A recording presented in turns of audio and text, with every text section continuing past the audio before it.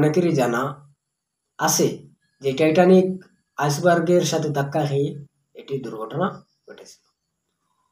তো কয়েক ঘন্টার মধ্যেই 15 এপ্রিল এটি ডুবে যায়। এই টাইটানিক জাহাজটি ডুবে যায়। মোট প্রায় 2224 জন যাত্রী ও কর্মীর মধ্যে 1500 জনেরও বেশি এই ডুবে যাওয়ার পর মারা যান। বিপুল প্রাণহানি হয়েছে। তার বিশেষ কারণ হচ্ছে যে যথেষ্ট লাইফ বোট ছিল। Welcome to digital institute by S M Jamadar YouTube channel and Facebook page. আশা করি আপনারা সবাই ভালো আছেন। আজকে আবারও ফিরে এসেছি একটি গুরুত্বপূর্ণ টপিক নিয়ে। আমরা অনেক সময় শুনেছি অনেক পুরনো একটি কথা, টাইটানিক জাহাজের বিষয়ে। তো আজকে আমরা এই ভিডিওতে টাইটানিক জাহাজের বিষয়ে সমস্ত কিছু অর্থাৎ বিশেষ কিছু জানতে পারবো। তাই ভিডিওটি না টেনে পুরো ভিডিওটি দেখতে থাকুন। এই টাইটানিক অনেক পুরনো ইতিহাস, যা আমাদের সামান্য কিছু আমরা শুনেছি এটির বিষয়ে, কিন্তু পুরোপুরি শুনতে পারিনি।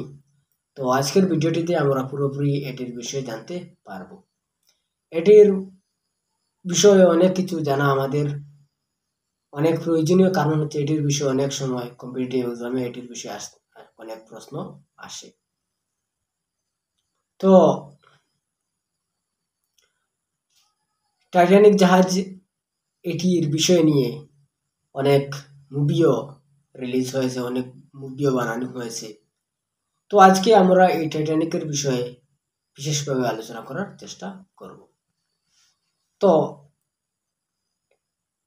টাইটানিকের পুরো নাম আরএমএস টাইটানিক, অর্থাৎ রয়্যাল মেইল শিপ টাইটানিক। তো এটি নির্মাণ করে Harland and Wolff shipyard in Belfast, Ireland. তো এটির মালিক হলেন owned by White Star Line. Launch হয়েছে এটি 31 মে 1911। এই টাইটানিক সমুদ্রযাত্রা শুরু করে 10 এপ্রিল 1912 সালে।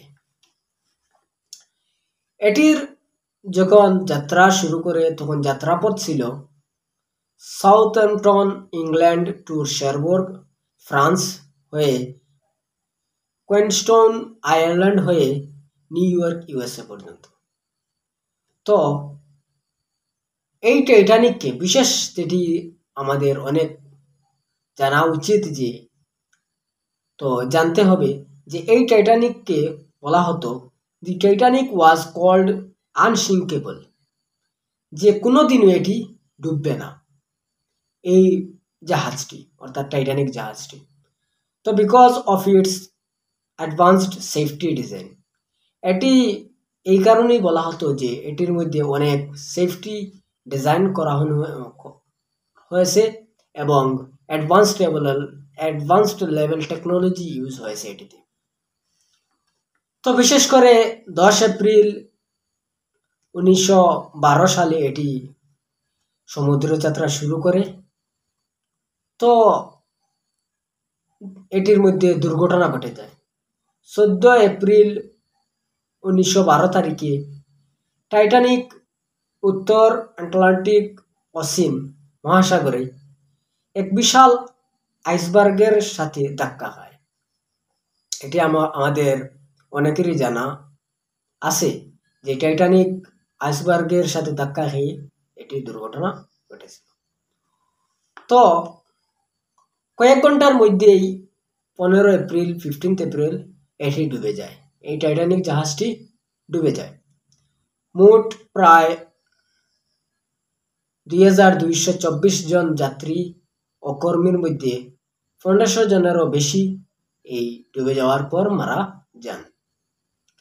বিপুল প্রাণহানি হয়েছে। তার বিশেষ কারণ হচ্ছে যে যথেষ্ট লাইফ বোট ছিল না এটিতে, মাত্র অর্ধেক যাত্রীকে নামানো হয়েছে। যখন এই যে টাইটানিক জাহাজটি ডুবেছে অর্থাৎ দুর্ঘটনা ঘটেছে, তখন এটির থেকে এই জাহাজ থেকে মাত্র অর্ধেক যাত্রীদেরকে নামাতে সক্ষম হয়েছেন। তখন সমুদ্রের পানি ছিল হিমশীতল। এটি থেকে জানা যায় যে অনেক যাত্রী জাহাজের ভেতরেই আটকা পড়ে যান। এই টাইটানিক জাহাজের ইতিহাস আমাদের স্মৃতি হিসেবে রয়েছে, কারণ যে টাইটানিক জাহাজটি যখন লঞ্চ করা হয়েছে তখন এটিকে বলা হয়েছিল যে এটি কোনোদিনও ডুববে না, কিন্তু এর পরবর্তীতেও এটি ডুবে যায়। তাই এটি আমাদের মনের মধ্যে এক স্মৃতি হিসাবে রয়েছে। তো টাইটানিক ইতিহাসে সাহস, অহংকার ও ট্র্যাজেডির প্রতীক হয়ে আছে।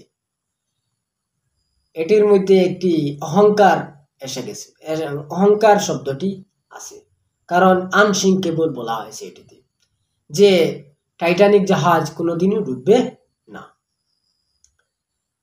এর উপর ভিত্তি করে অসংখ্য, আমরা হয়তো অনেকেই শুনেছি যে আমাদের অনেকেরই জানা আছে, এর উপর ভিত্তি করে অসংখ্য বই রয়েছে, অনেক গবেষণাও রয়েছে এটির উপর, এবং বিখ্যাত সিনেমাও তৈরি হয়েছে টাইটানিক 1997।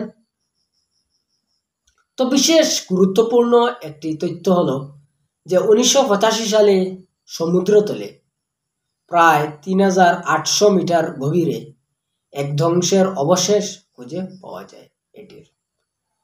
তো আজকে বিশেষ করে এটি টাইটানিক জাহাজের এই ভিডিওটি বানানোর মুখ্য উদ্দেশ্য হলো যে কয়েকদিন আগে আমি টাইটানিক জাহাজের সামান্য একটি ভিডিওতে একটি টাইটানিক জাহাজের উল্লেখ পেয়েছি। তখন আমার হঠাৎ মনে হলো যে টাইটানিক জাহাজের বিষয়ে সামান্য খুঁজে দেখি। তখন এই টাইটানিক জাহাজের বিষয়ে জানতে পেরে আমার মনে হলো যে এটির একটি ভিডিও তৈরি করে আপনাদের সম্মুখে আমরা সবাই এই টাইটানিক জাহাজের বিষয়ে জানতে পারি, তাই এই ভিডিওটি তৈরি করেছি। তো আশা করি এই ভিডিও থেকে আমরা টাইটানিক জাহাজের বিষয়ে সামান্য কিছু হলেও জানতে পেরেছি। যদি ভিডিওটি ভালো লাগে তাহলে ভিডিওটি লাইক করেন এবং শেয়ার করে অন্যদেরকে দেখার সুযোগ করে দেন।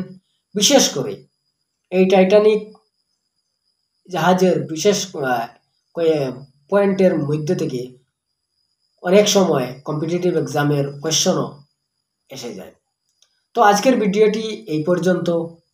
তো দেখা হবে পরের ভিডিওতে। ধন্যবাদ, থ্যাংক ইউ।